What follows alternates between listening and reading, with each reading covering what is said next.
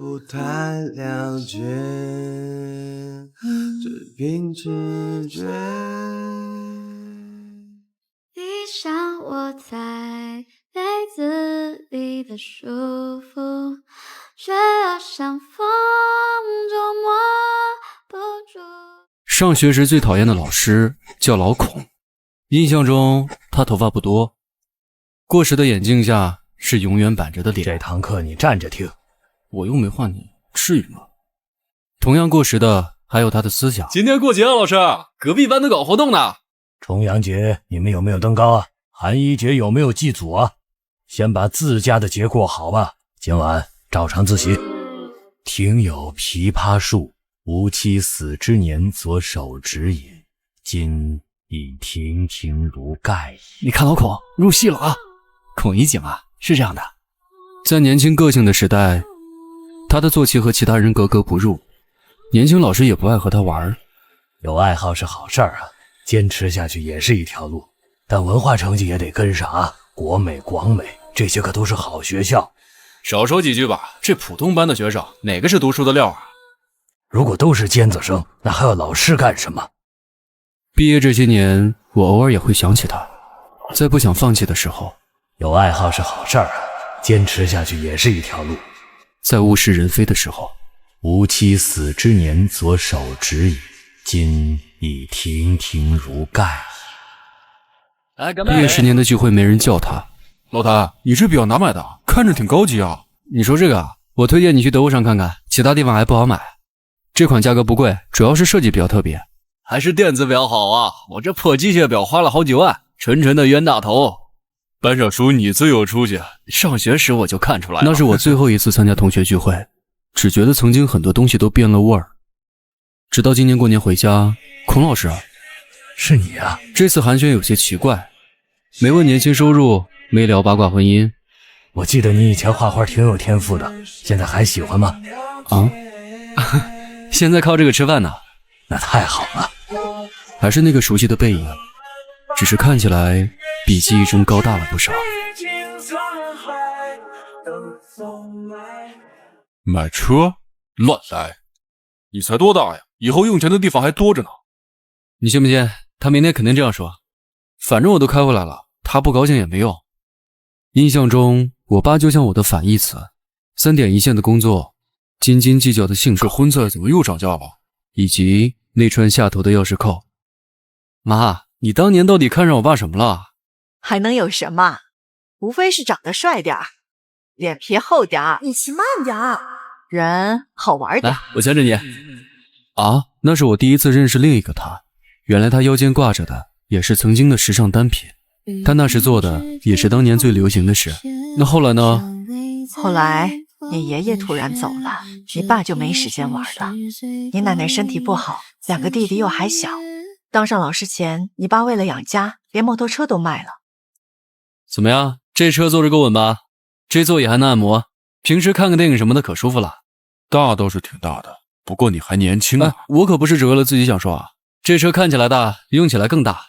以后结婚了，全家人自驾游，再多行李都装得下。我的意思是，你还年轻，除了考虑别人，最重要的是你自己喜欢啊。那肯定啊。你和我不一样，我那时候没有爸爸在后面撑腰了，但你有。小时候认过一个大哥，在那个5块钱包夜的年代，他是县城里回头率最高的存在。那时候经常帮大哥遛狗。别怕，他只是看着凶，从来不咬人的。考成这样还有和其他大人不一样，大哥从来不问我成绩。差不多得了啊！我老子还在的时候揍的比你这狠多了。每个人命里都得学，命好的在学校学，命不好的在外面学，逃不了的。每次跟在大哥屁股后面混，都能学到一些新技能。黑一淘3。要是碰到哪天他心情好，还会赏我几个零用钱。想吃点啥自己买啊。也问过他什么时候找个大嫂。我觉得上次那个就挺好，人家还请我喝可乐呢。他只是笑笑，然后说一些我听不懂的话。可乐是好喝，但是没有营养啊。再说过年我就出去了，做人要有公德心，不想喝的别糟蹋。大哥，你要去哪？去大一点的地方，咱们这太小了，翻个身都费劲。哎，风云看过没？里面那首诗怎么说的来着？后来很多年，我都没有再见到他。有人说他早几年在外面开厂赚了大钱，出门都有司机和保镖，也有人说他早就回来了，欠了一屁股债，躲在乡下。偶尔回老家的时候，我也会故地重游，只是记忆中的痕迹已经不多了。大哥，这是你的狗吗？放心，他只是看着凶，其实挺好的。不是，这就分手了？这男主是哑巴吗？嘴不会用，腿也不会用，这不追回来？剧情需要嘛。我就不爱看这些，太狗血了。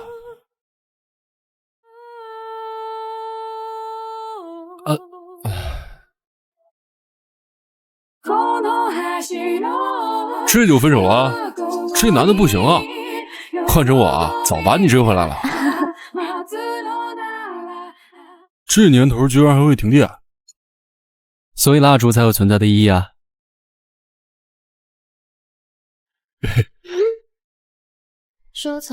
这你也去？干嘛不去啊？人家都来杭州找我了。首先，来杭州和来杭州找你是两回事儿。其次，如果你真的想约一个人，会这样临时通知他？那你就别管。微信先转我2000，过2周还你啊。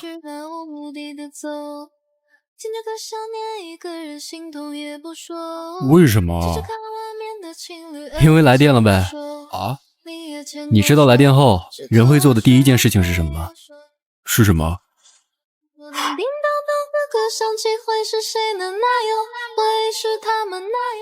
嘛呢？烦着呢。烦啥呢？唉，说了你也不懂，就没一件开心的事儿。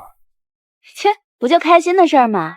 我给你找2件，一件12平，一件24平。愣着干啥？喝！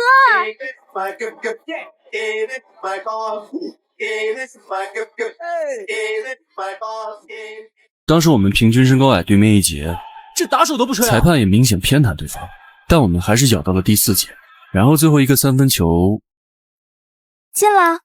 肯定啊，那时候我每天练1000多个呢。这么热的天，为什么男生都这么喜欢打球啊？因为球场已经是相对来说最公平的地方了，不管高矮胖瘦，只要你肯练，就有机会赢。等毕业后，这种地方就不多了。不是说买睡衣的吗？他还是会攒钱买自己喜欢的球衣。这个也能当睡衣啊，多帅啊！但比起实战，更多的是情绪价值。毕竟无论是手头的项目，还是肩上的责任，都在挤压他的出场时间，只能在上厕所的间隙扫一眼最新的资讯。直到那次单位组织篮球赛，他约了几个同事下班后练球，看着这对有点滑稽的全明星，好笑之余不免有些唏嘘。曾经的急停跳投变成了转身勾手。好，10分钟。说好的再来一局也变成了马上回家。原来对篮球少年们来说，最残忍的从来不是胜负，而是时间。这是买给我的？总不能让你穿皮鞋打比赛吧？记得用得物扫一下，有味儿贺卡哦。那天他们半场落后18分，对手的年纪比他们小1截。比赛的最后，他投了一个3分球。当然，他没赢。爸爸厉害吧？可是他没赢吗？